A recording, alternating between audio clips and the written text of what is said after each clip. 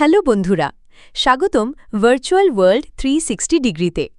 আজ আমরা জানব প্রসেসরের কোর আই এবং জেনারেশন নিয়ে, মানে কোর i3, i5, i7 আর সেই সঙ্গে 10th, 11th নাকি 12th জেন।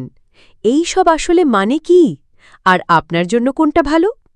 প্রথমে বলি, core i3, i5, i7, i9 এগুলো হলো ইন্টেল প্রসেসরের পারফরম্যান্স লেভেল। কোর i3 হল সাধারণ ইউজারদের জন্য, ব্রাউজিং, ভিডিও দেখা, হালকা কাজ। কোর i5 হল মিড লেভেল, যেমন মাল্টিটাস্কিং, ভারী অ্যাপ, গেমিং।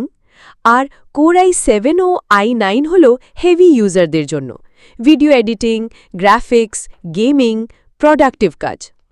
তারপর আসে জেনারেশন, যেমন ধরুন কোর i5 7th জেন আর কোর i5 12th জেন।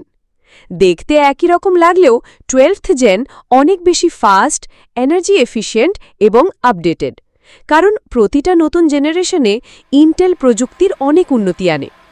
তাহলে কোনটা নেওয়া ভালো? যদি বাজেট কম হয় তবে কোর i5 10th বা 11th জেন ভালো অপশন। যদি বাজেট একটু বেশি হয়, কোর i5 বা কোর i7 12th বা 13th জেন নিন। আর নতুন কিনছেন, তাহলে জেনারেশনের দিকেই বেশি গুরুত্ব দিন, কারণ নতুন জেনারেশন মানেই নতুন টেকনোলজি। আশা করি এখন আপনি বুঝতে পেরেছেন, কোর আই সিরিজ হল পারফরম্যান্সের ধাপ, আর জেনারেশন হল সেই পারফরম্যান্সের আপগ্রেড ভার্সন।